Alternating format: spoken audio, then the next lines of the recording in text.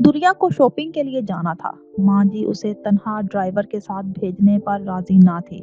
Shahwar college से लौटी खाना खाकर लेटी थी। आज थकन सी हो रही थी। वैसे भी अपनी तबीयत के सबब वो बहुत एहतियात कर रही थी। आज भी कॉलेज से जल्दी लौट आई थी। माँ जी उसके कमरे में चली आई थी।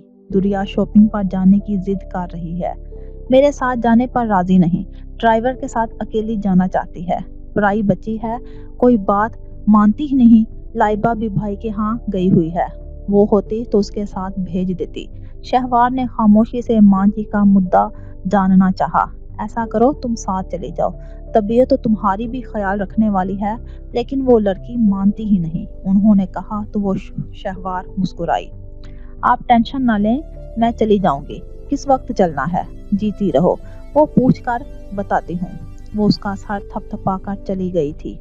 वो उठकर तैयार हो गई थी। कुछ देर बाद मुलाजमा पैगाम लिए चली आई थी। वो अपना बैग और चादर उठाकर बाहर आई तो दुरिया माँ जी से बहस में मसरूफ थी। मैं शहवार के साथ क्यों जाऊं? अकेले जाने में क्या हर्ज है? शहवार रुक गई थी। देखो बेटा, हमारे खानदान में अकेले लड़की जात को यूं मुंह उठाकर बाहर भेज देने का कोई रवाज नहीं। तुम जब तक इधर हो हमारी जिम्मेदारी हो और तुम्हारी हमारी रवायात का एहतराम करना होगा। माँ जी का अंदाज कदरे सख्त और दो टोक था। उफ, ये रवायात! वो मुंह बिगाड़ कर पलटी थी। शहवार को खड़े देखकर उसके चेहरे के जाविये एकदम बिगड़े थे। नहायत तनकीद से उसने शहवार को देखा था। जाओ, ड्राइवर को कहो गाड़ी निकाल ले। उन्होंने एक तरफ खड़ी मुलाजमा को कहा तो वो फौरन बाहर निकल गई थी। ड्राइवर ने गाड़ी निकाली तो दुरिया बहुत ज्यादा बिगड़े मूड के साथ पिछले हिस्से की तरफ बढ़ी थी। माँ जी भी बाहर तक आई थी। शहवार बैठी तो दुरिया खिड़की से बाहर देखने लगी थी। सारा रास्ता दोनों ने कोई बातचीत ना की थी। दुरिया किसी ना किसी के हमरा कई बार शॉपिंग के लिए आ चुकी थी। उसे शॉपिंग मॉल्स का अंदाजा था। वो खुद ही ड्राइवर को हदायत देती रही थी। उसकी हदायत पर ड्राइवर ने एक प्लाजे के सामने गाड़ी रोकी तो दुरिया बड़े तनफ्फर से बाहर निकली थी। शहवार भी पीछे हो ली थी। वो प्लाजे में मौजूद मुख्तलिफ शॉप्स में आ जा रही थी। शहवार बिल्कुल खामोशी से उसके साथ साथ थी। दुरिया कुछ भी खरीद नहीं रही थी, बस इधर उधर घूम रही थी। इस तरह इधर से उधर घूमने का कोई फायदा नहीं। फॉर्म का हर कोई देख रहा है। तुम अच्छी तरह डिसाइड कर लो कि तुमने लेना क्या है और फिर इसी शॉप में जाओ। उसे एक ही जगह का कोई चौथी बार चक्कर लगाते देखकर शहवार मजबूरन बोली थी। मैंने तुमसे मशवरा नहीं मांगा, वो एकदम बदतमीजी से बोली थी। मैं भी हर सर फिरे को मुफ्त मशवरे देने की कायल नहीं हूँ। उसके मुसलसल इंसल्टिंग अंदाज पर शहवार भी कहे बगैर ना रह सकी थी। वो रुक गई थी। दुरिया ने गुस्से से देखा। Shut up, mind your language. Duriya एकदम लड़ने को तैयार खड़ी हो गई थी। You too mind your language. Shahwar ने भी तब कर कहा था, मुझे माँ जी ने साथ भेजा है, ये मत भूलो। तुम्हें अगर बर्दाश्त नहीं हो रहा तुम जाकर गाड़ी में बैठ सकती हो। नहायत बदतमीजी से वो राह चलते किसी भी इंसान की परवाह किए बगैर ऊंची आवाज में बोली थी, मुझे माँ जी ने तुम्हारे साथ भेजा है, मैं क्यों गाड़ी में बैठूं? शहवार ने भी जवाब दिया था, गो टू हेल। वो पांव पटक कर आगे की तरफ चल दी थी। इस तरह पब्लिक में शहवार को दुरिया का रवैया एकदम शदीद इंसल्टिंग सा लगा था। उसने लब भींच लिए थे। कई लोगों ने पलट पलट कर दोनों को एक दूसरे से उलझते और फिर दुरिया को आगे बढ़ते देखा था। कुछ के चेहरों पर सारे मंजर से महफूज होने वाली मुस्कुराहट थी। शहवार को एकदम शदीद सुबकी का एहसास हुआ था। एक दो लड़कियों ने गुजरते हुए नहायत शरीर मुस्कुराहट से शहवार को देखा तो शहवार को अपना चेहरा तौहीन के एहसास से जलता महसूस हुआ था। उसका शिद्दत से जी चाहा कि फौरन यहाँ से चली जाए। उसने जलती हुई निगाहों से दुरिया को सीढ़ियाँ चढ़ते ऊपर की तरफ जाते देखा था। Excuse me. वो अपनी जगह साकत ही खड़ी थी जब इस आवाज पर पलटी थी। उसके सामने एक शनासा चेहरा खड़ा था। अय्याज मुसलसल उनके ताकुब में था। उसे जमानत पर रहा हुए आज तीसरा दिन था। वो इंतकाम से पागल हो रहा था, लेकिन इस बार वो कोई जज्बाती कदम नहीं उठाना चाहता था। वो बहुत सोच समझकर सब कुछ करना चाहता था। अब्दुल कयूम का प्लान यहाँ से मूव कर जाने का था, जबकि अय्याज यहाँ से भागने से पहले अपने दुश्मनों को एक भारी नुकसान जरूर पहुँचाना चाहता था। उसने कल से कुछ आदमी मुस्तफ़ा और शहवार के ताक़ुब में लगा रखे थे और खुशकिस्मती से उसे आज ये अच्छा मौका मिल गया था। उसे शहवार और दुरिया के तन्हा शॉपिंग पर आने का इल्म हुआ था।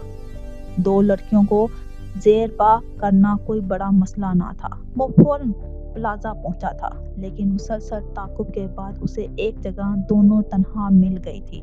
दोनों किसी बात पर उलझ रही थी। मुकाबिल लड़की के तेवर और चेहरे के तासुरात बहुत नफरत छिलकाते महसूस हुए थे।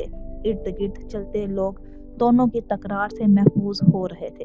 कुछ फासले पर रहने के बावजूद अय्याज अच्छी तरह महसूस कर गया था कि दूसरी लड़की शहवार के लिए नफरत रखती है।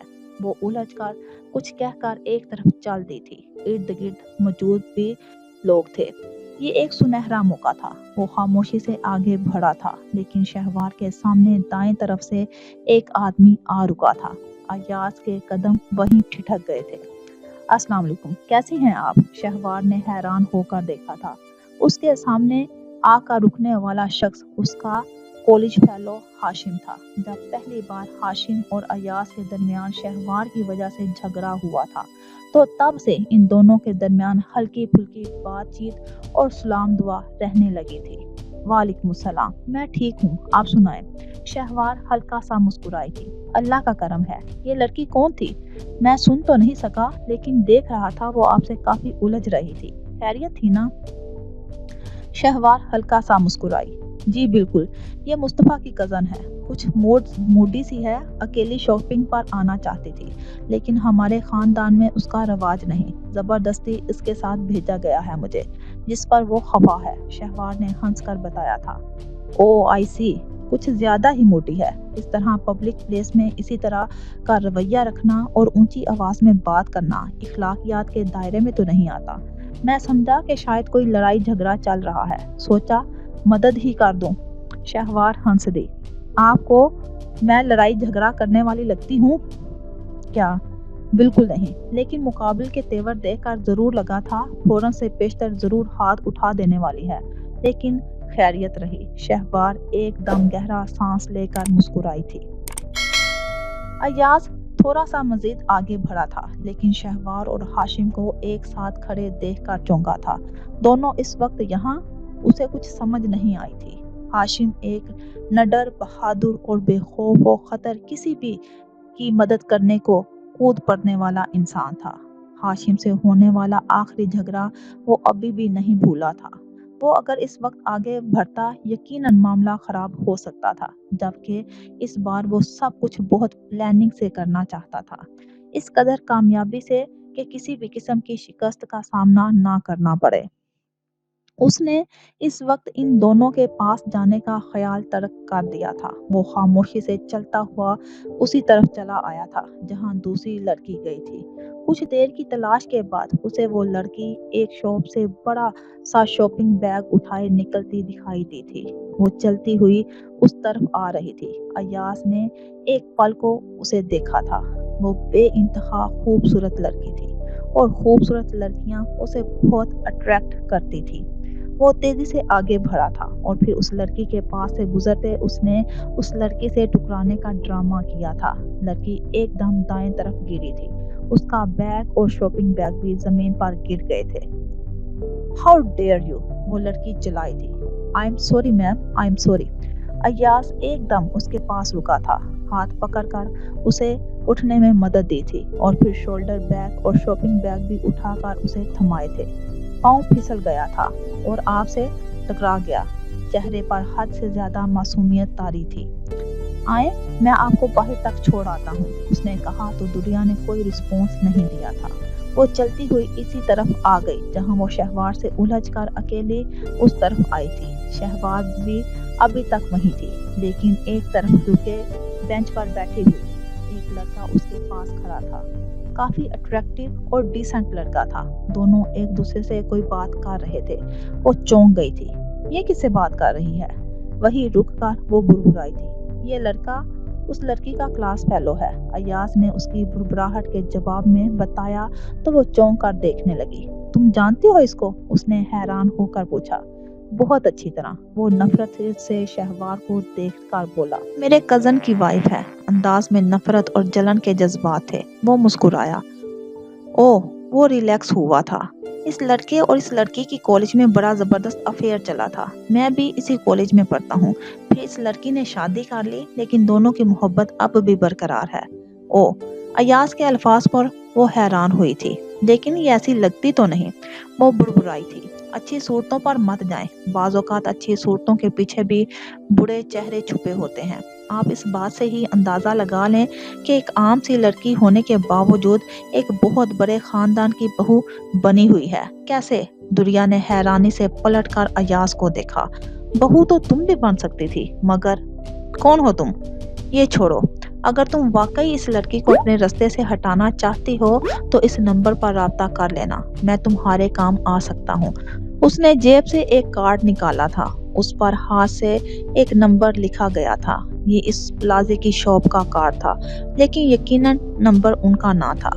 नंबर देखकर अंदाजा हो गया था कि कुछ पल पहले ही ये नंबर लिखा गया था। दुरिया ने कार्ड ले लिया था। लेकिन फिर भी तुम कौन हो? इतना सब कुछ कैसे जानते हो? दुरिया उलझी हुई थी। अयाज मुस्कुराया था। कहा ना, इसको छोड़ें। वैसे भी आपको आम खाने से गर्ज होने चाहिए, पैर गिरने से नहीं। Best of luck. मैं आपकी कॉल का इंतजार करूंगा। वो कहकर वहां से तेजी से एक तरफ निकल गया था। दुरिया हैरत से इस अजीबोगरीब शख्स को देख रही थी। वलीद ऑफिस में था जब उसे कॉल आई थी। वो ऑफिस से निकल आया था। वो सीधा उस आदमी के पास पहुंचा था। सलाम दुआ के बाद उसने उसे तमाम डिटेल्स की लिस्ट थमा दी थी। आपके दिए गए नंबर से होने और की जाने वाली तमाम कॉल्स ये रिकॉर्ड है। टाइमिंग, ड्यूरेशन, हर चीज मौजूद है, इस आदमी ने बताया था। और लोकेशन वो भी दर्ज है। जिन डेट्स की कॉल्स का आपने स्पेशली कहा था, मैंने इस पर रेड मार्क लगा दिया है। ज्यादातर इस पर कॉल रिसीव की गई हैं। इस आदमी ने एक मार्क शुदा नंबर पर उंगली रख दी थी। ये नंबर रजिस्टर्ड नहीं था। आजकल ये नंबर बंद है, उसने मजीद बताया था। वलीद ने बगौर देखा था और फिर उसके सामने दर्ज लोकेशन। वो एक पल को चौंका था। उसने जल्दी से उस नंबर पर आने वाली तमाम कॉल्स को देखना शुरू कर दिया था। मुख्तलिफ लोकेशंस थी, मगर कई कॉल्स पर सेम सिर्फ वही लोकेशन थी जिन पर वो चौंका था। अगर आप चाहें तो वॉइस रिकॉर्ड भी मिल सकता है, आदमी ने कहा तो वलीद ने सर हिला दिया था। Thank you so much. अभी तो हम इस रिकॉर्ड से चेक कर लें। अगर हमें ज़रूरत पड़ी तो वॉइस रिकॉर्डर भी तलब कर सकते हैं। वो लिस्ट लेकर खड़ा हो गया था। वो अभी गाड़ी में आकर बैठा ही था कि उसके मोबाइल पर सबूही पुप्पो की कॉल आना शुरू हो गई थी। जी पुप्पो, गाड़ी रास्ते में ही कहीं खराब हो गई है। एहसन को कॉल की थी, कह रहा था कि तुम ऑफिस से निकल चुके हो, मुझे भी पिक कर लो। ओके, मैं आता हूँ। वो कॉल बंद करके हाथ में थामी लिस्ट स्क्रीन बोर्ड पर डालकर गाड़ी ड्राइव करने लग गया था। लेकिन जहन में एक जंग सी छिड़ी हुई थी। कई बार वो ओवरटेक करते किसी गाड़ी से टकराते टकराते बचा था। वो पुप्पो की बताई गई जगह पर पहुंचा तो पुप्पो मुंतजिर थी। उसने उनको पिक किया था। आज जल्दी बुटीक से निकल आई हैं, तबीयत ठीक है? उसने पूछा तो उन्होंने एक गहरा सांस लिया।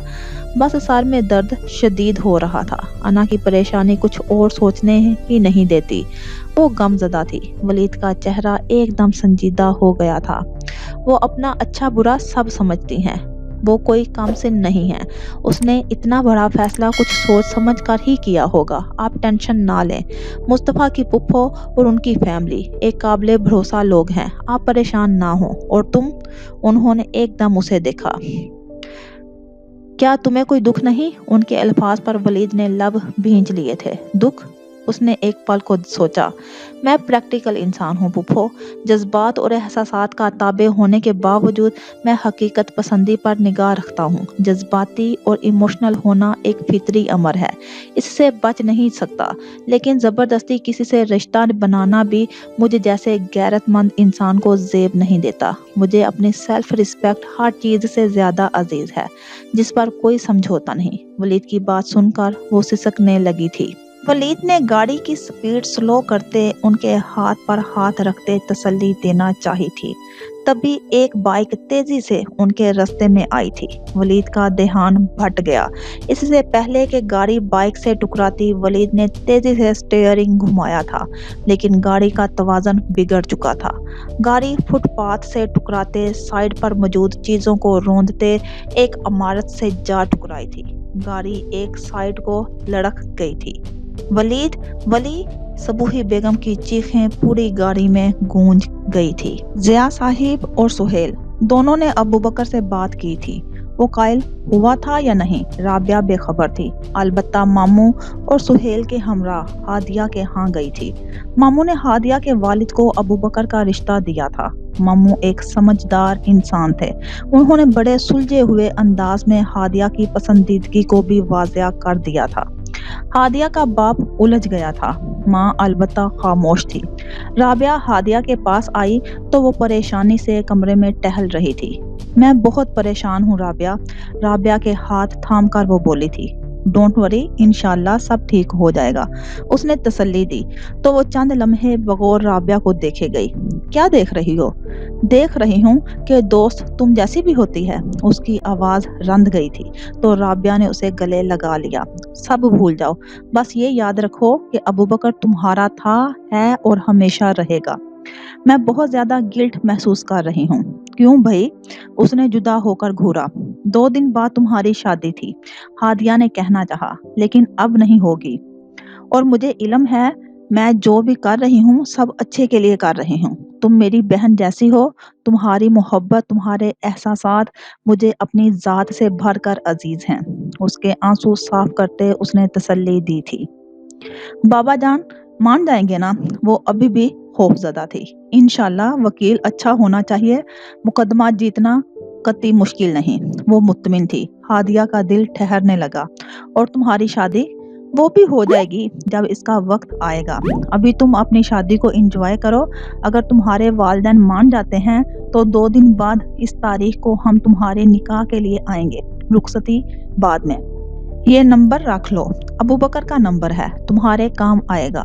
رابعہ نے اسٹڈی ٹیبل پر سے ایک صفحہ نکال کر نمبر لکھ کر کاغذ اسے تھمایا تھا۔ ہادیہ نے نمبر دیکھا اور پھر مسکرا دی۔ تھینک یو سو مچ، میں عمر بھر تمہارا یہ احسان کبھی نہیں بھولوں گی۔ احسان نہیں کر رہی، رابعہ ایک دم برا مان گئی۔ میں دوستی کا حق ادا کر رہی ہوں۔ ہادیہ ممنون ہونے لگی۔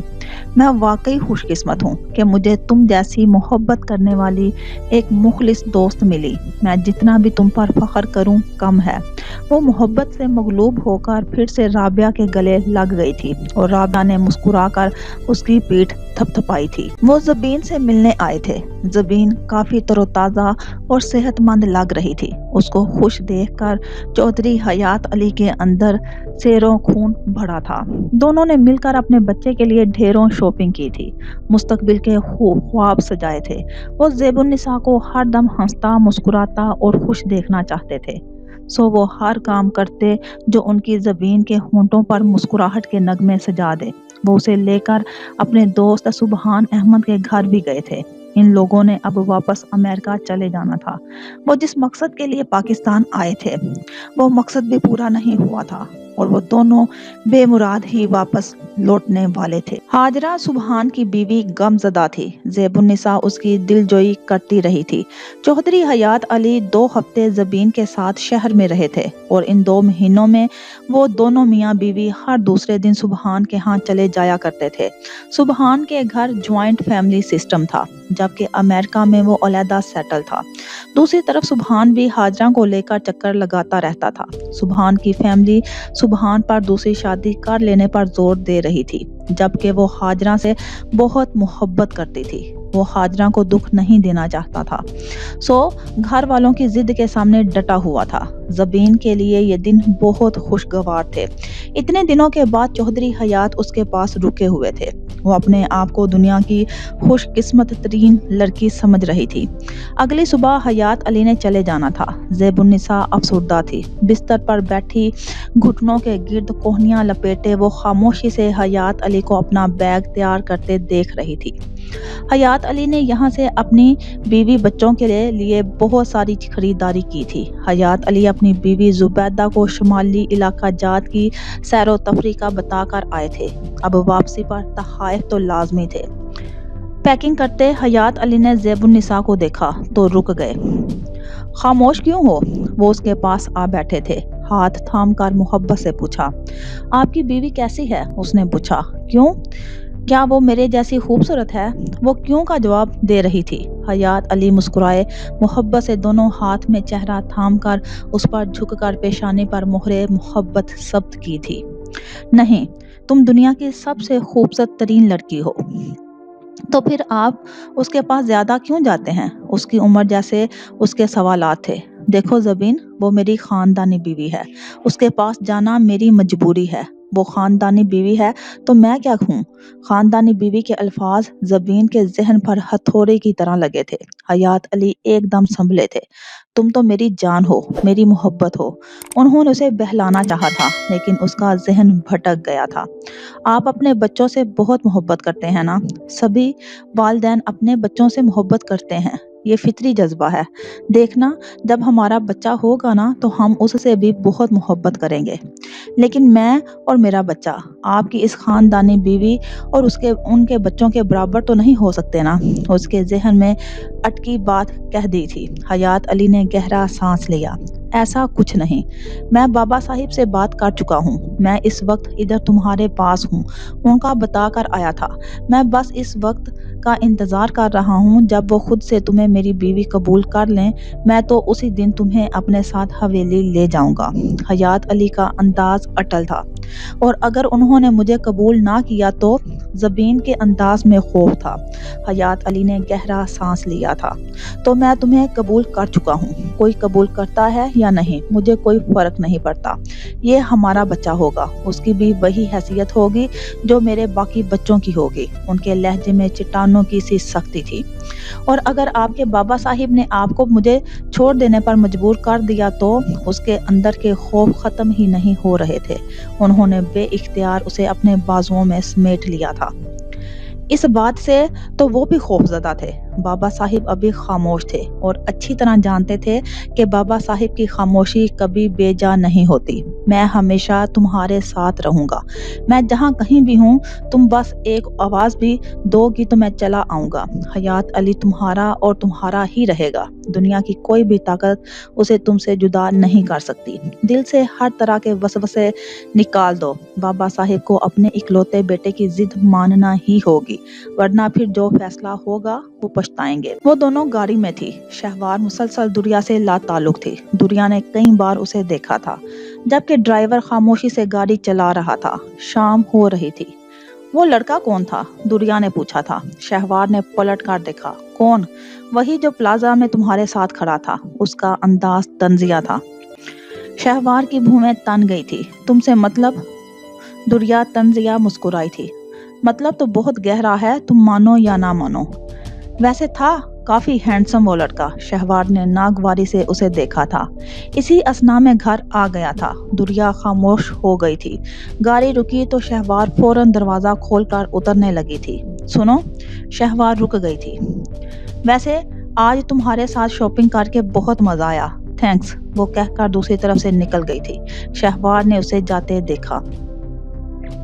وہ کالج سے لوٹی تو سیدھے اپنے کمرے میں آ گئی۔ چینج کر کے وہ باہر آ گئی تھی۔ وہ آج کالج میں کافی بیزی رہی تھی، سو فارغ ہوتے ہوتے کافی لیٹ ہو گئی تھی۔ وہ کچن میں چلی آئی۔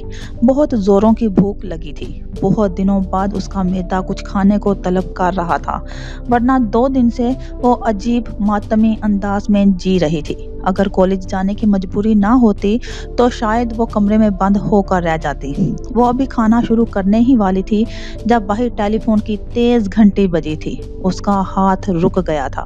اب تو جب بھی فون بجتا تھا اس کے دل کی دھڑکن رکنے لگتی تھی، لیکن فون تھا کہ بجتا ہی جا رہا تھا۔ روشی نہ جانے کہاں تھی، شاید کمرے میں تھی۔ وہ اٹھ کر باہر آئی تھی۔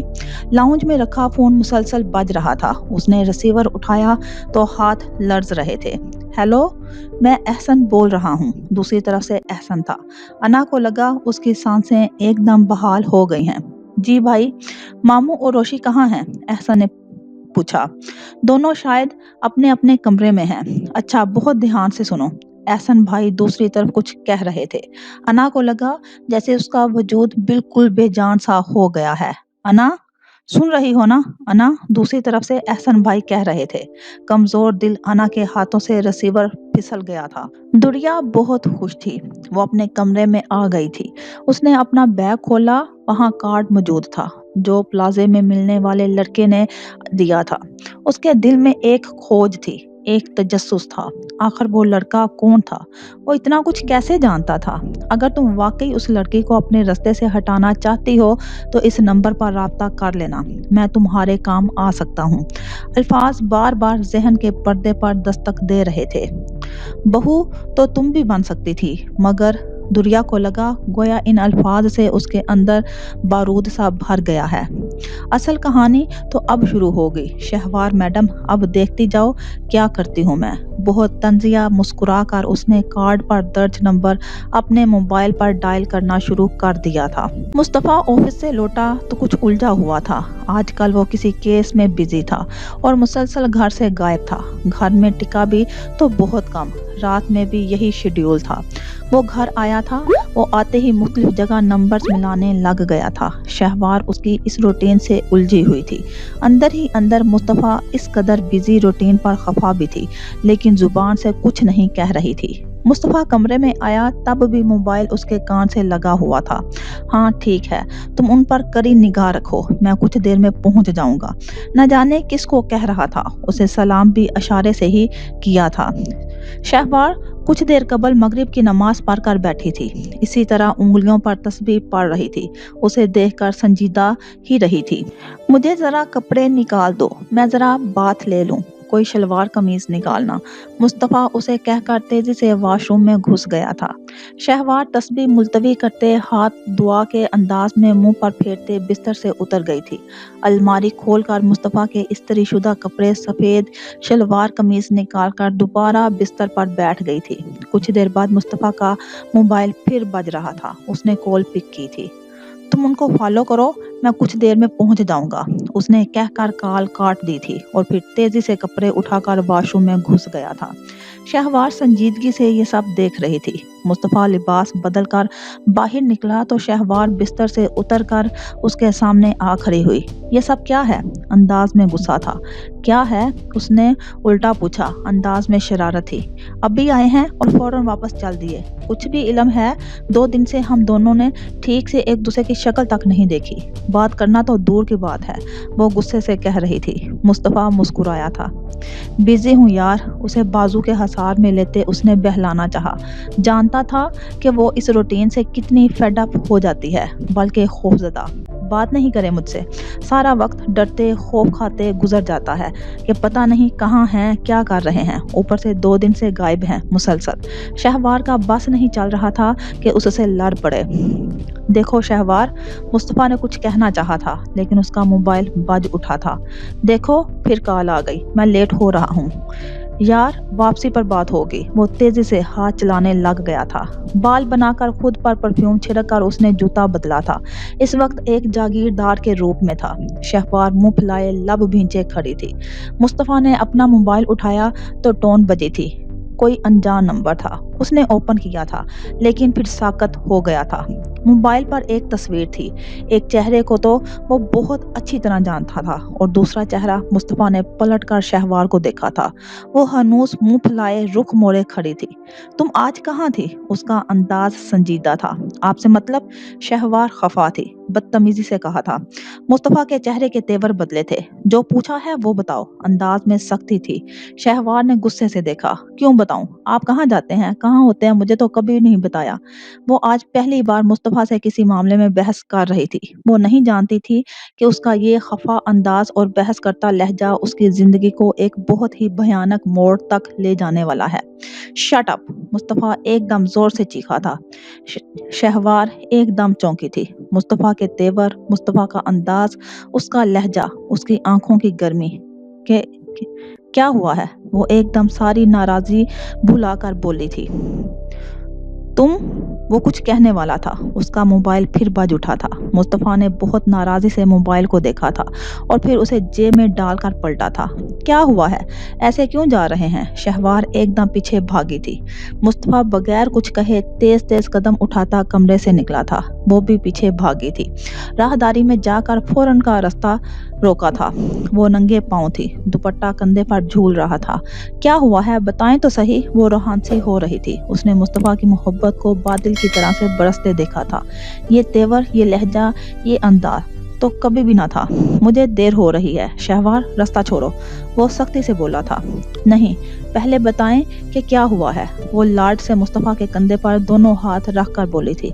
कुछ नहीं हुआ, जाओ यहाँ से। बेदर्दी से उसका हाथ हटाकर दूसरे बाजू से पकड़ कर पीछे धकेलते वो तेज तेज कदम उठाते बाहर निकल गया था। शहवार हैरत से गुंग उसे जाते देख रही थी। मुस्तफ़ा को ये एकदम क्या हुआ था? वो भला ऐसा क्यों कर रहा था? वो सदमे से गुंग थी। दाएं कंधे पर दुपट्टा, नंगे पांव, आंखों में आंसू समोए वो अजीब बेयकीनी अंदाज में खड़ी थी। च, च, क्या हुआ? दुरिया न जाने कहां से निकलकर उसके सामने आ खड़ी हुई थी। चेहरे पर तंजिया, मुस्कुराहट और आंखों में अजीब सी चमक थी। मुस्तफ़ा छोड़कर चला गया क्या? उसने झुककर पूछा था। शहवार का दिल एकदम दहल उठा था। अल्लाह ना करे, वो बुड़बुड़ाई थी। एक बहुत तलख निगाह दुरिया पर डालकर वो पलटी थी। दुरिया की बात ने उसके दिल को बड़े अजीब से अंदाज में छुआ था। दुरिया जैसी बदजुबान लड़की के मुंह लगना भी अब अपनी तौहीन समझती थी। सुनो, शहवार ना चाहते हुए भी रुक गई थी। तुम अपना हुस्न आजमाओ और हम अपनी जहानत आजमाते हैं, फिर देखते हैं किसकी जीत होती है। वो मज़े से कहकर वहां से चली गई थी और शहवार दम बखुद उसके अल्फाज पस मंज़र जानने की कोशिश में लग गई थी।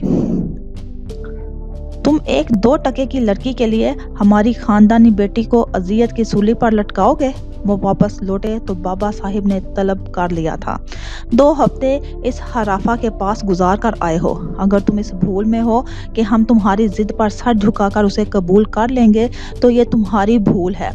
हमारी जिंदगी में ये जुल्म नहीं होगा। वो गैज़ो गज़ब की तस्वीर बने हुए थे। बाबा साहिब, वो मेरी बीवी है। आइंदा अगर आपने उसके लिए कोई लफ्ज़ इस्तेमाल किया तो। कुछ जज्बातियत में कहते कहते वो रुक गए थे। बाबा साहिब एकदम बिफरे शेर की तरह हयात अली की तरफ बढ़े थे। तो क्या करोगे तुम? हमें जान से मार डालोगे? लो, मार डालो, मार डालो, पकड़ो, हम भी देखते हैं हमारे ही बलबोते पर परवान चढ़ने वाले इस खून में कितना दम खम है। हाथ में पकड़ी लाठी को जबरदस्ती हयात अली को पकड़ाते वो चीखे थे। हयात अली साकत हो गए थे। एक बदकिरदार औरत के पास जाने का ये नतीजा निकला है कि आज तुम हमारे मुंह को आरे हो, बाप को धमकियां दे रहे हो। ना जाने किस गंदी नाली का गंदा खून है जिसे तुम अपनी बीवी बना चुके हो। बाबा साहिब हद से गुजर चुके थे और हयात अली ने मुट्ठियां भींच ली थी। पैसे की खातिर सब कुछ बेच देने वाली इन लड़कियों की हकीकत में अच्छी तरह जानता हूँ। आइंदा तुम इस लड़की के पास नहीं जाओगे। एक बात तय है बाबा साहिब, वो लड़की ना तो कोई आवारा है और ना ही बदचलन। उसका किरदार इतना ही शफाफ है जैसा कि किसी भी पाक घराने की लड़कियों का हो सकता है। रह गई इससे ना मिलने की बात, तो अगर मैं उसके पास नहीं जाऊंगा तो फिर जुबैदा के पास भी नहीं जाऊंगा। वो भी हर तरह के नताइज से बेपरवाह होकर पलटे थे, लेकिन वो फिर साकत हो गए थे। दरवाजे पर जुबैदा खड़ी थी, हैरान फटी फटी आंखों में बेएतबारी और मान टूट जाने का गम लिए एक निढाल औरत। बाबा साहिब भी चौंके थे। इससे पहले कि दोनों में से कोई आगे बढ़ता, जुबैदा एकदम तेजी से पलटी थी और दरवाजा खोलकर एकदम बाहर निकल गई थी। अना गुमसुम थी। वलीद की गाड़ी का एक्सीडेंट हुआ था। सबूही भी हमरा थी। सबूही और वलीद दोनों को काफी गहरी चोटें लगी थी। वलीद के सर पर चोट लगी थी। वो अंडर ऑब्जर्वेशन था, जबकि सबूही को कमरे में मुंतकिल कर दिया गया था। ज़िया मामू सदमे से निढाल थे। रोशी की जो कंडीशन थी, ऐसे में ये सानेहा अजीब से हालात में फंस गई थी। एहसन ने ही सबको संभाल रखा था। वकार साहिब ज़िया साहिब को मुतवातर तसल्लियाँ दे रहे थे, जिनकी निगाहें आईसीयू में लेटे वजूद के कमरे के दरवाजे पर चिस्पा हो गई थी, और अना वो पत्थर की तरह एक तरफ खड़ी सबको देख रही थी। उसने चाहा था कि वो वलीद की ज़िंदगी से निकल जाए। उसने ये कभी नहीं चाहा था कि वलीद इस हालत में उसके सामने हो। उसे लग रहा था कि जैसे किसी ने उसके वजूद को ज़ोर से छेड़ दिया हो। वो रोना चाहती थी, ऊंची ऊंची आवाज़ में चीखना चिल्लाना चाहती थी, लेकिन कुछ भी नहीं कर पा रही थी। उसने वलीद से शादी से इनकार किया था। उसका जुर्म साबित था। वो भला चीखती रोती तो ये सब लोग क्या कहते। उसने यकीन दिलाया था कि वो हमाद से मोहब्बत करती है, वो हमाद से शादी करना चाहती है। वो हमाद जिसके वालिदैन को उसके बाप ने घर बुलाकर रिश्ते की बात कर ली थी। वो भला अब क्या करती, कैसे रोती। वो साकत सी दीवार के साथ टेक लगाए खड़ी थी। सबूही के पास एक वक्त में सिर्फ एक बंदे को ठहरने की इजाज़त थी, वो भी ट्रैंकुलाइजर के ज़ेरे असर थी। रोशी उनके पास थी। वलीद की कंडीशन हनूस वही थी। एहसन डॉक्टर्स से मिलकर आया था। वो परेशान था। डॉक्टर्स ने कोई तसल्ली बख्श जवाब नहीं दिया था। वो वापस आया तो वकार साहिब के गले लग कर रो दिया। बाकी सब के तो हाथ पांव ही फूल गए थे। क्या हुआ, क्या कहते हैं डॉक्टर्स, वकार पूछ रहे थे, और ज़िया साहिब को टुकर टुकर दोनों को देख रहे थे। अना के दिल को अजीब सा एहसास होने लगा तो वो भी करीब आ गई। क्या कहते हैं डॉक्टर्स। इस सारे अरसे में वो पहली बार खुद से मुखातिब हुई थी, वरना वो तो यूं हो गई थी गोया सब अपनों में कोई अजनबी आकर रहने लगा हो। वो कोई उम्मीद नहीं दिला रहे। कहते हैं दिमाग की चोट है, कवर कर लिया ठीक, वरना कोमे में चले जाने के भी चांसेस हैं। नहीं, वो एकदम मुंह पर हाथ रखकर पीछे हटी थी। कोमा में चले जाना। उसे लगा कि जैसे उसके जिस्म से रूह निकलने लगी हो। वो एकदम दीवार पर हाथ टिकाते जमीन पर बैठती चली गई थी। डॉक्टर्स कहते हैं कि बस दुआ करें, आप सबकी दुआएं ही वापस ला सकती हैं उसे। अना को लग रहा था जैसे ये सब सुनने की उसमें हिम्मत ही नहीं है। अना वो घुटनों में सर रखे बैठी हुई थी। रोशी की आवाज़ पर सर उठाकर देखा तो वो मुतवहश नजरों से उसे देख रही थी। क्या हुआ। वो रोशी के चेहरे को देखकर घबरा गई थी। तुम ठीक हो। भाई के गम में निढाल उससे पूछ रही थी कि वो ठीक है। एकदम अना को लगा उसकी आंखें आंसुओं से भर गई हों जैसे। वो बेइख्तियार उसके गले लगकर सिसक उठी थी। ऐसा क्यों हुआ। वो हिचकियों में रूठी थी। मैंने कभी नहीं चाहा उन्हें कुछ हो। उसकी सिसकियों में शदीद इजाफा हुआ। अना बस दुआ करो मेरे भाई को कुछ भी ना हो, वो बच जाएं जैसे सबूही पुप्पो बच गई हैं। तुम दुआ करो बस। रोशी खुद भी रो रही थी। अना के वजूद को ऐसे लग रहा था जैसे किसी ने पहाड़ तले कुचल डाला हो। वो दोनों सिसकती रही थी। ऐसा माहौल था कि ज़िया साहिब गुमसुम से सबको देख रहे थे। एहसन रोशी को घर ले जाओ, अना अपनी अम्मी के पास रुक जाती है, हम दोनों इधर हैं, डॉक्टर्स और यहाँ के मामलात हम देख लेंगे। रोशी को इस तरह रोते देखकर ज़िया साहिब के अंदर अजीब सी कैफियत पैदा हुई थी। उन्होंने धीमे से कहा तो वकार ने भी दोनों को देखा। रोशी का रोना तो समझ आ रहा था, लेकिन ये अना ये क्यों रो रही थी। उनके अंदर अजीब सी कैफियत पैदा हो रही थी। वो कुछ देर कबल पत्थर की तरह साकत थी, तो भी उसको देखकर दिल के अंदर अजीब से एहसासात पैदा हो रहे थे। अब तो वो रो रही थी। उन्हें याद आया उन्होंने अना को बहुत लाड और नाजो नाम से पाला था, एहसन से भरकर प्यार दिया था। फिर न जाने कहाँ कमी आ गई थी जो उसने अपनी राहें खुद तलाश करना शुरू कर दी थी। उन्होंने रुख फेर लिया था। एहसन और रोशी जाने पर आमादा ना थे, लेकिन जबरदस्ती जाने पर राजी कर लिया था। उनके जाने के बाद अना सबूही के पास आ गई थी। सबूही बेगम को बहुत चोटें आई थी। उनका बायां पांव हाथ भी फ्रैक्चर हो गया था। इसके अलावा विंड स्क्रीन टूटने से कई जगह शीशों ने भी जख्मी किया था। उनके हाथ पांव पट्टियों में जकड़े हुए थे, चेहरे पर भी जख्म थे, सर पर भी पट्टी थी। ताहम वो खतरे से बाहर थी। वलीद की निस्बत उनकी हालत काबिले रहम थी। नर्स वहां मौजूद थी। وہ اٹیچ واش روم میں چلی گئی تھی۔ اس نے نرس سے جائے نماز مانگی تھی، اس نے کہیں سے لا دی تھی، اور پھر وہ رو رو کر اللہ تعالیٰ سے ولید کی زندگی کی دعائیں مانگنے لگ گئی تھی۔ مصطفیٰ 2 بجے کے قریب فارغ ہوا تھا۔ اس نے موبائل آف کر دیا تھا۔ یہ ایک اہم کیس تھا جو اس کے ذمہ تھا، جس پر وہ دن رات کام کر رہا تھا۔ آج آخر کار یہ تکمیل کو پہنچا تھا۔ وہ سارے کام نپٹا کر اٹھا تھا۔ موبائل آن کیا تو کئی میسیجز تھے۔ مصطفیٰ کہیں بھی ہو فوراً رابطہ کرو، ولید اور ماما کا ایکسیڈنٹ ہو گیا ہے، بہت سیریس کنڈیشن میں ہیں دونوں۔ مصطفیٰ کے ایک دم رونگٹے کھڑے ہوئے تھے۔ وہ سوچ بھی نہیں سکتا تھا کہ ایسا کوئی میسیج اس کا منتظر ہو سکتا ہے۔ میسیج رات تو 9 بجے آیا تھا، جبکہ وہ شام 7 بجے گھر سے نکلا تھا، اور گھر سے نکلنے کے بعد اس نے سیل آف کر دیا تھا۔ مصطفیٰ کا ارادہ اب سیدھا گھر جانے کا تھا، لیکن یہ میسیج پڑھنے کے بعد اس نے عباس بھائی کے نمبر پر کال کی تھی۔ وہ سوئے ہوئے تھے۔ انہیں ساری صورتحال بتا کر انہوں نے فوراً پہنچنے کا کہا تھا، اور خود احسن کے نمبر پر کال ملائی تھی۔ احسن گھر جا چکا تھا۔ اس نے ہاسپٹل کا نام اور ولید کی کنڈیشن بتا دی تھی۔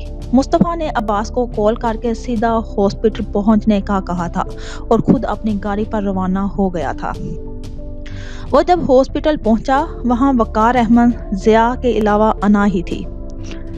اب کیسا ہے ولید؟ وقار صاحب نے نفی میں سر ہلایا تو مصطفیٰ کو لگا وہ بالکل ساکت ہو گیا ہے۔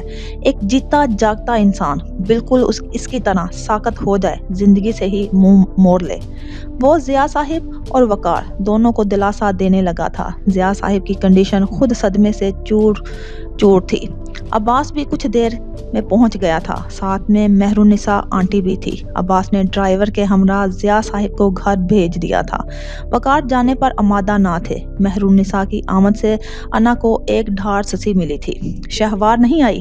اسے ہم نے نہیں بتایا، خواہ مخواہ پریشان ہوتی، صبح آرام و سکون سے آ جائے گی۔ انا نے محض سر ہلا دیا تھا۔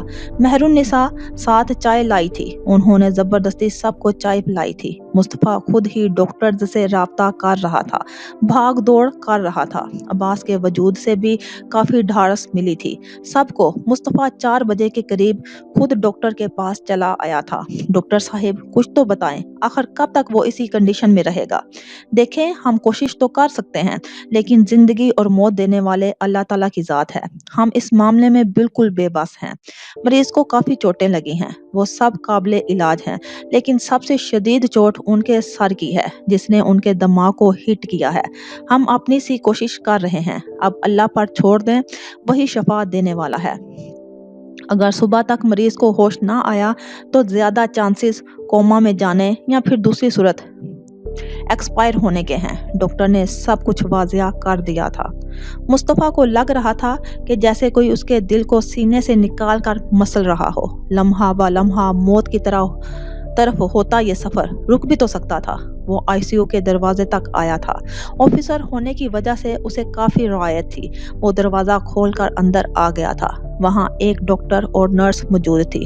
مختلف مشینیں اپنا کام کر رہی تھی۔ آکسیجن ماسک لگا ہوا تھا۔ جسم پر مختلف جگہوں پر مرہم پٹی کی گئی تھی۔ سر پر پٹی تھی، ہاتھ پر، پاؤں، بازوؤں، چہرے پر بھی زخم تھے۔ صاف لگ رہا تھا کہ گاڑی کس طرح ایکسیڈنٹ سے دوچار ہوئی ہوگی۔ مصطفیٰ چلتا ہوا بیڈ کے پاس آ گیا تھا۔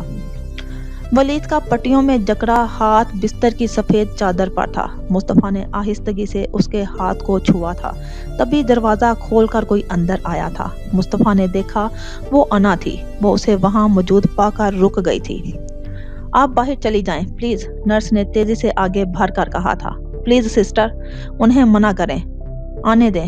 مصطفیٰ نے ایک دم ٹوکا تو نرس رک گئی۔ آئیں انا، ادھر آ جائیں۔ مصطفیٰ نے اپنی طرف آنے کا اشارہ کیا تھا۔ انا چلتی ہوئی اس کے پاس آ رکی تھی، لیکن سر آئی سی یو میں کسی کو بھی رکنے کی اجازت نہیں۔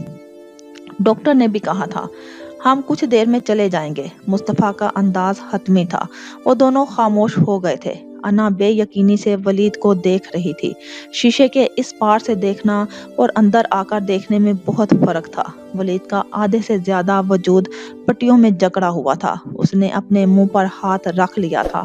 اس نے کبھی بھی نہیں سوچا تھا کہ ولید کو اس حالت میں دیکھے گی۔ اس کی سسکیاں، اس کے آنسو بے اختیار تھے، اس کا وجود زلزلوں کی زد پر تھا، ایک پہاڑ جیسا وجود جسے ڈھایا نہ جا سکتا ہو۔ اس وقت بالکل بے بس حالت میں ہاسپٹل کے بستر پر آکسیجن ماسک کے سہارے سانس لیتا زندگی کی سانسیں گن رہا تھا۔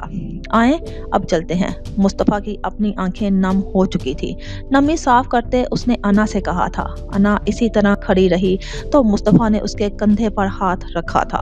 باہر چلتے ہیں، مجھے یہی رہنے دیں۔ آنسوؤں سے بھری آنکھوں سے اس نے مصطفیٰ کو دیکھا تو اس نے بے بسی سے ڈاکٹرز کو دیکھا۔ بس تھوڑی دیر، میں پھر آ جاؤں گی، وہ التجا کر رہی تھی۔ مصطفیٰ نے ایک گہرا سانس لیا۔ واقعی کسی نے سچ ہی کہا ہے، انسان کے اصل جذبات اور خلوص کا اندازہ مشکل وقت میں لگتا ہے۔ انا کی پوری ذات ایک کہانی سنا رہی تھی جو پچھلے چند دنوں سے اس پورے گھرانے پر ایک ٹینشن بن کر سوار تھی۔ انا ولید سے دستبردار ہو چکی تھی، اس قدر شدید لگاؤ کہ آنسوؤں کی قطاریں رک نہ پائیں۔ بھلا وہ کیسے دستبردار ہوئی ہوگی؟ مصطفیٰ نے اسے بغور دیکھا تھا۔ وہ ڈاکٹر کو ہدایت دیتا انا کو وہیں رک جانے کا کہہ کر باہر نکل گیا تھا۔ انا نے مصطفیٰ کے جانے کے بعد پھر ولید کو دیکھا تھا۔ پٹیوں میں جکڑا وجود انا کے اندر طوفانوں کی دعوت دے رہا تھا۔ اس نے آہستگی سے ولید کے ہاتھ کو چھوا تھا۔ پلیز مریض کو ڈسٹرب مت کریں، اگر یہاں رکنا ہے تو ایک طرف بیٹھ جائیں، نرس نے فوراً ٹوکا تھا۔ انا رک گئی تھی، ورنہ اس کا جی چاہ رہا تھا کہ وہ پٹیوں میں لپٹے اس وجود کے ساتھ لپٹ کر دھاریں مار مار کر روئے۔ وہ خاموشی سے ایک طرف رکھی کرسی پر جا بیٹھی تھی۔ اس کی زبان پر پھر ذکر الہی اور مناجات جاری ہو گئی تھی۔ وہ ایک بار پھر شدت سے روتے اللہ تعالیٰ سے سامنے لیٹے وجود کی زندگی کی دعائیں مانگنے لگ گئی تھی، جسے وہ اپنی نادانیوں کے سبب کب کا کھو چکی تھی، لیکن وہ نہیں جانتی تھی کہ اسے کھو کر وہ خود بھی جی نہیں سکتی تھی۔ زبیدہ اپنے میکے جا رہی تھی، دونوں کے درمیان شدید لڑائی ہوئی تھی۔ زبیدہ کو اپنے مضبوط خاندانی پس منظر کا غم تھا۔ تو ٹھیک ہے، اگر تم گئی تو ہمیشہ ہمیشہ کے لیے یہ حویلی چھوڑنا ہوگی، اور میرے بچوں کے سوا جو کچھ بھی لے جانا چاہتی ہو لے جاؤ۔ حیات علی نے فیصلہ سنا دیا تھا۔ وہ تڑپ اٹھی تھی، وہ اولاد کی محبت میں مر مٹنے والی عورت تھی۔ ایک دم شوہر کی بے وفائی سن کر کیسے برداشت کر لیتی؟ وہ میرے بھی بچے ہیں، میرے ساتھ جائیں گے، آپ نے جو دوسری کی ہے وہ لے آئیں، اولاد تو ویسے بھی ساتھ لائے گی، صاف جواب دیا تھا۔ میں فیصلہ سنا چکا ہوں، آگے تمہاری مرضی۔ وہ بات ختم کر کے کمرے سے باہر نکلنے لگے تھے۔ زبیدہ ایک دان سامنے آ رکی تھی۔ آپ میرے بابا اور بھائیوں کو بھول گئے ہیں کیا؟ میں چاہوں تو ابھی سب یہاں آ کر آپ سے اس نا انصافی کا حساب مانگ لیں گے۔ مجھے ڈرائے مت، میں بچوں کو ساتھ لے کر جاؤں گی۔ میں بار بار فیصلے نہیں بدلا کرتا۔ میں نے دوسری شادی کی ہے، کوئی گناہ نہیں کیا، اور نہ ہی میں اسے چھوڑوں گا۔ میں تمہاری ان باپ اور بھائیوں کی والی دھمکی سے نہیں ڈرنے والا، وہ کہہ کر نکل گئے تھے۔ تبھی بابا صاحب آگے تھے۔ انہوں نے روتی دھوتی بہو کو نہ جانے کیسے رام کیا تھا کہ اگلے دن، کیا وہ اس سے بھی کئی اگلے دن تک حویلی کو چھوڑ کر نہیں گئی تھی۔ حیات علی سے بات چیت بند تھی، زبیدہ نے کسی کو بھی کچھ نہ بتایا تھا۔ حیات علی اگلے مہینے شہر جانے پر تیار ہوئے تو بابا صاحب نے روک لیا تھا۔ اگر تم اس عورت سے اب ملے تو میں تمہیں اپنی جاگیر جائیداد ہر چیز سے آگ کر دوں گا۔ حیات علی چند پل کو خاموش ہو گئے تھے۔ یہ زمین، یہ جاگیر، یہ جائیداد، اس کا قانونی وارث ہوں۔ بابا صاحب، میں آپ کے خلاف کوئی بغاوت نہیں کر رہا، میں آپ سے محبت کرتا ہوں۔ اگر آپ اس لڑکی سے نفرت کرنے کی بجائے اسے اس حویلی میں پناہ دے دیتے تو میں ساری عمر آپ کا مشکور رہتا، لیکن اب میں اسے نہیں چھوڑوں گا، بھلے آپ مجھے آگ کر دیں، دستبردار کر دیں۔ انداز حتمی اور فیصلہ کن تھا۔ بابا صاحب نے بغور بیٹے کو دیکھا، وہ مکمل طور پر بغاوت پر آمادہ تھا۔ اس پر ان کی کوئی بھی نصیحت، کوئی بھی بات کچھ بھی اثر نہیں کرنے والی تھی۔ جانے سے پہلے سن لو، لوٹ کر یہی آؤ گے تم ایک دن، اور تب تمہیں علم ہوگا کہ باپ کتنا سچا تھا۔ حیات علی خاموشی سے وہاں سے چلے آئے تھے۔ زبیدہ حیات علی کے جانے کے بعد شدت سے روئی تھی۔ मत रो बेटी, मत रो। तू जितना रोएगी उतना ही ज्यादा इस लड़की को तेरे आंसुओं का हिसाब देना होगा। अभी तक तो मैं अपने खून को आजमा रहा था, अब देखता हूँ कि कौन किस करवट बैठता है। उनके लहजे में बहुत दूर की सोच थी। जुबैदा की सिसकियां आहिस्ता आहिस्ता थमने लगी थी। हादिया की अबू बकर को कॉल आई थी। तारुफ और सलाम दुआ के बाद वो खामोश हो गई थी। कैसे कॉल की आपने? अबू बकर संजीदा था। क्या मैं आपको कॉल नहीं कर सकती? हादिया के लहजे में एक टूटता बिखरता सा एहसास था। अबू बकर ने एक गहरा सांस लिया था। मैं तो बहुत आम सा इंसान था हादिया, आपने इतने साल क्यों बर्बाद कर लिए? वो पूछ रहा था। मेरे लिए आप बहुत खास थे, हैं और रहेंगे। मुझे अगर इल्म होता कि राबिया और आपके दरमियान ऐसा कुछ ताल्लुक है तो यकीन जानिए मैं कभी दरमियान में ना आती। राबिया बहुत अच्छी और नाइस लड़की है, उसके साथ बहुत ज्यादती हो रही है। मैं एक गिल्ट महसूस करता हूँ। अबू बकर ने कहा तो दूसरी तरफ कुछ पल को खामोशी छा गई थी। क्या मैं आपको पसंद नहीं? वो पूछ रही थी। ऐसी बात नहीं, आप बहुत अच्छी हैं। दूसरी तरफ इस जरा सी तारीफ पर हादिया खिल उठी थी। आपको मेरा कॉल करना बुरा तो नहीं लगा ना? उसने पूछा था। अबू बकर मुस्कुरा दिया था। नहीं, उसने ईमानदारी से कहा था। इसका मतलब है मैं आइंदा भी कॉल कर सकती हूँ। अभी मेरा प्रपोजल अंडर प्रोसेस है। मैं बहुत मुहतात रह कर जिंदगी गुजारने का कायल हूँ। प्लीज माइंड मत कीजिएगा। मैं इस तरह रात गए कॉल करने को सख्त मायूब समझता हूँ। अबू बकर ने संजीदगी से कहा था। जी बेहतर, मैं आइंदा ख्याल रखूंगी। चंद और बातों के बाद हादिया ने कॉल ड्रॉप कर दी थी। अबू बकर मोबाइल एक तरफ रख कर फिर कुछ सोचने लग गया था। उसकी जिंदगी ने अजीब से अंदाज में पलटा खाया था। हादिया जैसी लड़की को उसने नसीब बनाने की कोशिश की थी। वो तो राबिया से रिश्ता तय होने के बाद भी पुरसुकून रहा था। अब भला क्यों कर बेकाबू हो जाता? हादिया का बाप ना जाने क्या फैसला करने वाला था। एक नई सोच ने दिमाग को घेर लिया था। शहवार की सारी रात आंखों में कटी थी। रात गए तक मुस्तफ़ा का नंबर बंद रहा था और फिर जब ऑन हुआ तो उसने कई कॉल्स की थी, लेकिन कोई भी कॉल रिसीव नहीं की गई थी। और फिर फजर के बाद उसकी कॉल बार बार काटी जा रही थी। उसने बड़ी बेचैनी की हालत में फजर की नमाज पढ़ी थी। नमाज से फारिग हुई तो भी दिल परेशान था। उसने फिर नंबर मिलाया, लेकिन इस बार भी कॉल पिक ना की गई थी। वो मायूस हो गई थी। ना जाने ये बैठे बिठाए क्या टेंशन आ पड़ी थी। वो सिसक उठी थी। वो मोबाइल उठाकर बाहर लॉन में आ गई थी। अपनी मखसूस जगह झूले पर आ बैठी थी। सुबह का रूबरू मंजर बड़ा दिलकश था। उसने कई बार नंबर मिलाया, लेकिन इस बार नंबर ऑफ था। उसका दिल कटने लगा था। वह भी झूले पर ही थी जब गेट खुला था और गाड़ी अंदर दाखिल हो गई थी। गाड़ी से माँ जी और अब्बास को निकलते देखकर वो चौंकी थी। आप दोनों कहाँ थे? सलाम दुआ के बाद उसने पूछा था। हम हॉस्पिटल थे। जी? वो चौंकी थी। तभी माँ जी ने उसे सारी बात कह सुनाई थी और वो मुंह पर हाथ रखे सब सुन रही थी। इतना कुछ हो चुका था और उसे खबर ही ना थी। मुस्तफ़ा क्या था, कम अज कम एक बार कॉल ही रिसीव करके बता देता। वो खामोशी के साथ उनके साथ अंदर आ गई थी। माँ जी के बताने के मुताबिक सबूही आंटी को रात भर में एक बार होश जरूर आया था, जबकि वलीद की कैफियत अभी भी वही थी। मुस्तफ़ा और वलीद की दोस्ती एक तरफ शहवार को अना के हवाले से भी बहुत वलीद पसंद था, और अब ये सुन सब कर वो हकीकी तौर पर दुखी हुई थी। उसने सोच लिया था कि अब जो भी हॉस्पिटल जाएगा वो उसके साथ ही हॉस्पिटल जाएगी। वो खामोशी से वापस अपने कमरे में आ गई थी। हयात अली ने ज़ैबुन्निसा को नहीं बताया था कि वो हवेली छोड़कर आया है।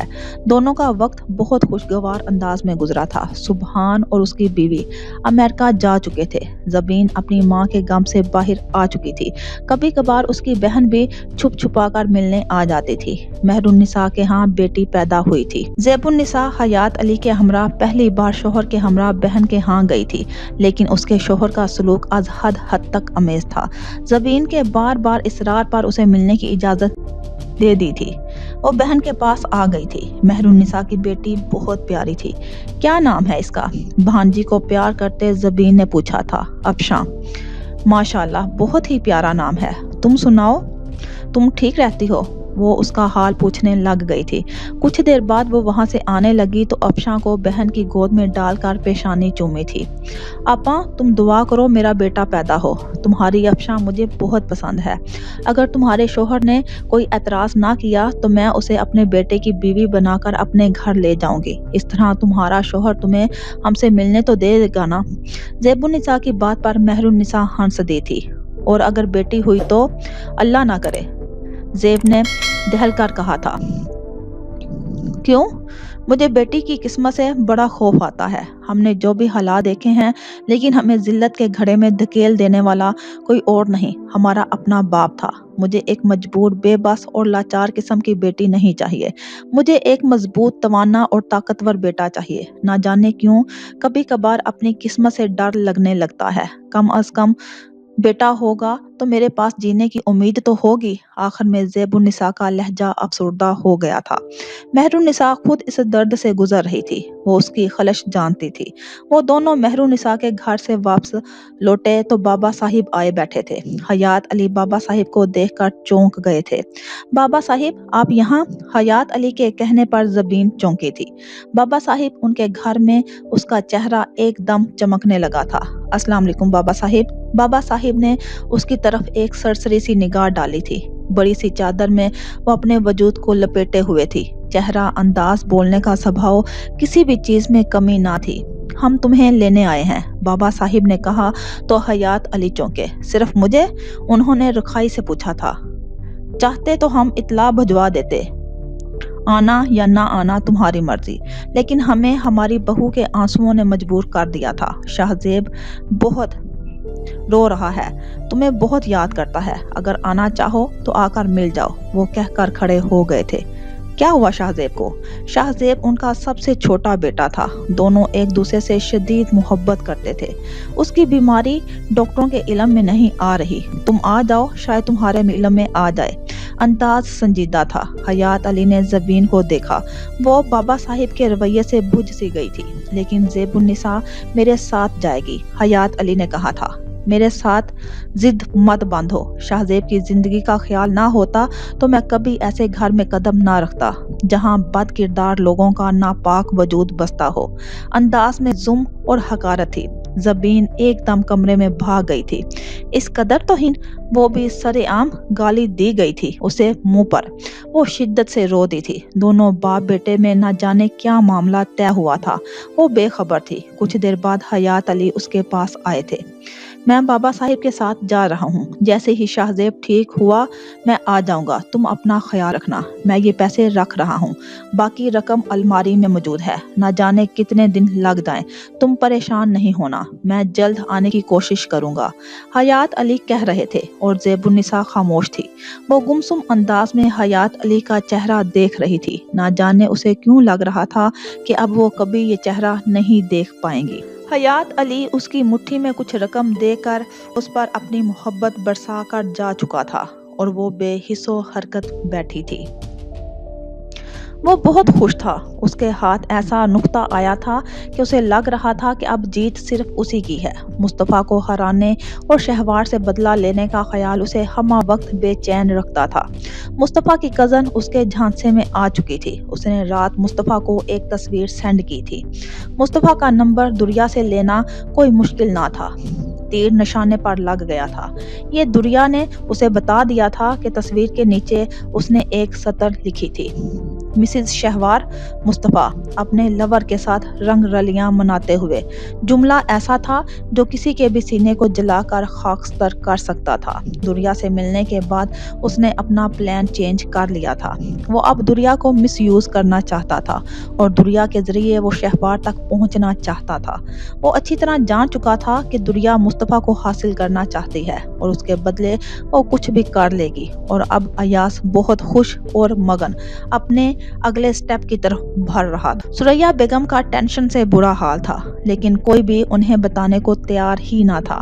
آخر یہ سب کیا ہو رہا ہے؟ شادی والا گھر ایک دم سنسان اور خاموش کیوں ہے؟ وہ آتے جاتے سبھی لوگوں سے پوچھ رہی تھی۔ ابوبکر بیچارہ اوپر والے پورشن کے علاوہ کہیں اور دکھائی ہی نہیں دے رہا تھا۔ بھابی نے اماں کو بتایا تو وہ سب سن کر ششدر رہ گئی تھی۔ یہ سب बाला ही बाला इतना कुछ हो गया और उन्हें खबर ही नहीं। फिर वो जो बोलना शुरू हुई तो फैजान, सुहेल, राबिया, अबू बकर सब की खबर ले ली थी। मेरी कोई हैसियत ही नहीं है, बड़े बनते सभी फैसले करते फिर रहे हैं। अरे लोगों को क्या जवाब दूंगी मैं? आज मेरी बच्ची की मेहंदी माइयों थी, मैं किस किस का मुंह बंद करूंगी? अम्मा जो सच था वो सब बता दिया है। हादिया और राबिया शुरू से ही दोस्त रही हैं। ये सब जानने के बाद हम भला ये रिश्ता कैसे कर लेते? अपनी बेटी है वो भी, क्या उसके दिल से खेलते? माँ के घुटने पर हाथ रख कर रिलैक्स होकर बोलना चाहा। अरे जाओ, मुझे नहीं समझ आने वाली तुम्हारी बातों की। मुझे ये बताओ कि मैं लोगों को क्या जवाब दूंगी? किस किस की जबान बंद करूंगी? कौन क्या सोचेगा? कुछ ये भी सोचा है कि नहीं? अम्मा, हम सब रिश्तेदारों को फोन करके शादी से मना कर चुके हैं। चंद अहबाब रह गए हैं, उनको आज बता देंगे। सुरैया बेगम ने अपना सर थाम लिया था। हाय मेरी बच्ची, अब क्या होगा उसका? वो तो रोने लग गई थी।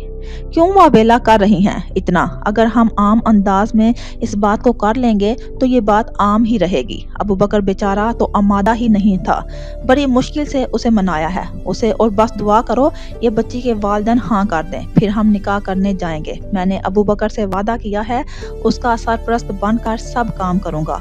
अब आप एक लफ्ज भी मत कहिएगा। फैजान मामू बोले तो वो खामोश हो गई, लेकिन उनका रोना इसी तरह जारियो सारी था। हर एक अपने मुकद्दर का पाता है। हमारी और आपकी मिसाल सामने है। राबिया भी अपने मुकद्दर का पा लेगी। अल्लाह ना करे जो मेरी बच्ची की जिंदगी हम जैसी हो। हमने तो बुरा भला वक्त गुजार लिया, लेकिन राबिया कैसे काटेगी? सारा खानदान नाक में दम कर देगा। कुछ नहीं होगा, सुहेल मौजूद है, वो हैंडल कर लेगा। बस आप रिलैक्स रहें।